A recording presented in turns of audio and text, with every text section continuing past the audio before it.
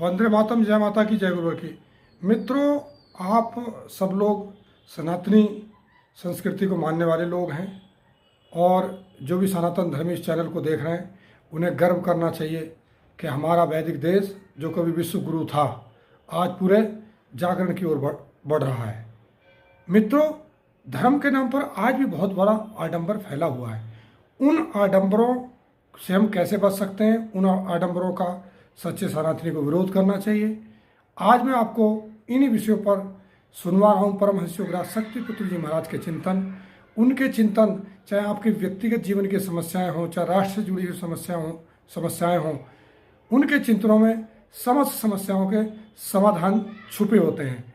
सनातन की आवाज़ समाधान न्यूज़ 24 को आप आगे बढ़ाएं, चैनल को सब्सक्राइब करें और परमहंस योगराज शक्तिपुत्र जी महाराज जी द्वारा जो ये चिंतन प्रदान किया गया है इसको सुने, आत्मसात करें। हम धीरे धीरे करके समाज में परिवर्तन की दिशा बढ़ा रहे हैं, सच्चाई ईमानदारी की ताकत को लेकर के, निष्ठा विश्वास समर्पण की पराकाष्ठा को लेकर के, स्वयं नशा मुक्त होकर के समाज को भी नशा मुक्त कराएं। मैं आश्रम में सदैव हर शिष्यों से मिलने का समय, भक्तों से मिलने का समय, जो नास्तिक हैं आस्तिक हैं जो भी आते हैं, पात्र आए कुपात्र आए, सबसे अवश्य मिलता हूँ, क्योंकि मैं जानता हूं कि आज जो कुपात्र है कल को पात्र बन सकता है। और माता आदिशक्ति जगदम्बा के चरणों में आया है तो कहीं न कहीं कुछ न कुछ संस्कार होंगे, इसलिए सभी से मिलता हूं, सभी का मार्गदर्शन करता हूं। अधिकांशतः आश्रम में ही रहता हूं, कभी भी आप आए वहां मुलाकात होती है। अभी केवल मैं इस महीने 25 से 28 फरवरी के बीच ही आश्रम से बाहर रहूंगा कुछ कार्यों से। पता है, आप केवल 25 से 28 फरवरी के बीच ना या ऐसे आश्रम में आकर रुकना चाहें, वहाँ रहना चाहें, वहाँ के प्रमुख लाभ कभी भी आए, मगर 25 से और 28 फरवरी के बीच मेरी मुलाकात नहीं हो पाएगी। मैं आश्रम से बाहर रहूंगा, बाकी कभी भी आप आएँ। मैं अधिकांशतः आश्रम में रहता हूँ, साल में 1 या 2 बार ही कहीं बाहर जाने के क्रम रहते हैं। जीवन में परिवर्तन डालना सीखिए। माता आदिशक्ति जगदम्बा की आराधना में और रस होना सीखिए। अनीति अन्याय अधर्म के खिलाफ मुखर होकर के आवाज उठाना सीखिए। सनातन धर्म पर गर्व कीजिए, मगर जय श्री राम के नारे लगा देने से हम सनातन धर्म की धर्म ध्वजा को फहरा करके सनातन का उत्थान नहीं कर पाएंगे। जय श्री राम के नारे लगाने से पहले एक बार सोचो जरूर कि तुम्हारे मुख में कहीं पान या गुटखा तो नहीं भरा हुआ।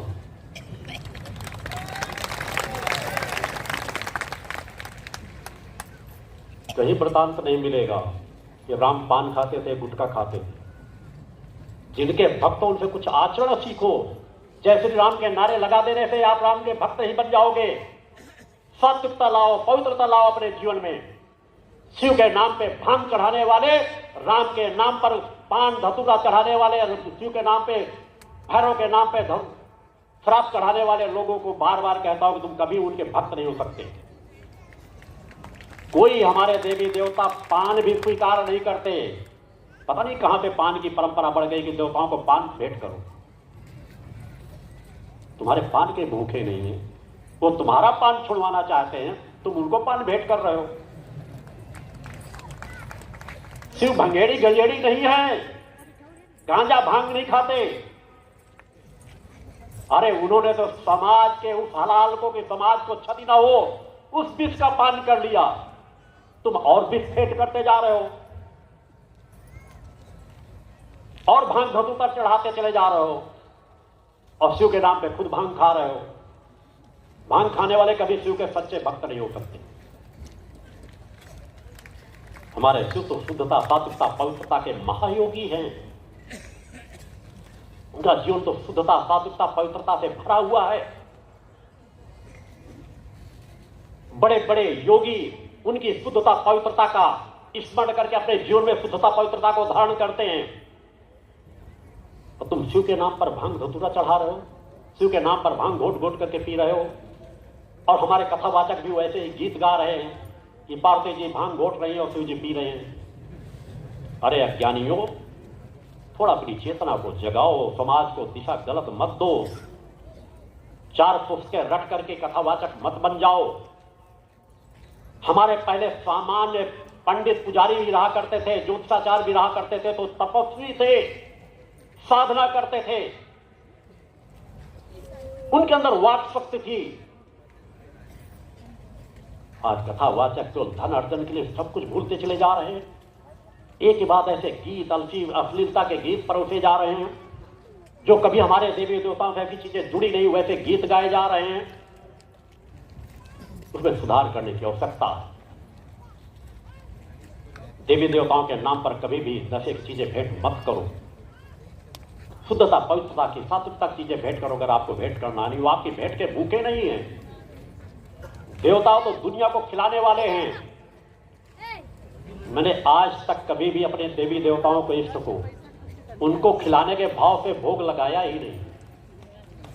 अरे जो जगत जननी है, जिसका सब कुछ है, वो हमारे भोग की भूखी नहीं है, हमारी भावनाओं की भूखी है। मैं प्रसाद भी अगर उनके चरणों में चढ़ाता हूं तो इस भाव के साथ चढ़ाता हूं कि मेरे इष्ट की दिव्य चेतना तरंगे उस प्रसाद में पड़ेंगी और वह सामान्य सा भोजन समाज से फल फूल प्रसाद बन जाएंगे। और जो भक्त प्रसाद ग्रहण करेंगे उन्हें मेरी इष्ट की कृपा प्राप्त होगी।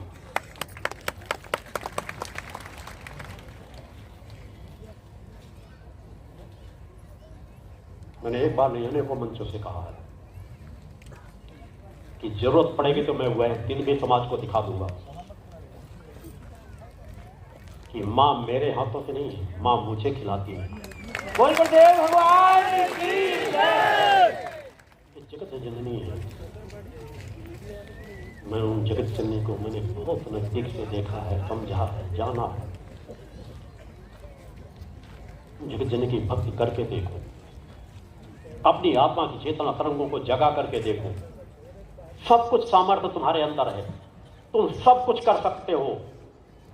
तुम प्रयास करो, नित्य प्रति साधना में बैठना प्रारंभ करो, अनित अन्याय अधर्म के विरुद्ध मुखर होकर के आवाज उठाना प्रारंभ करो। आपके अंदर भी वाक शक्ति आएगी।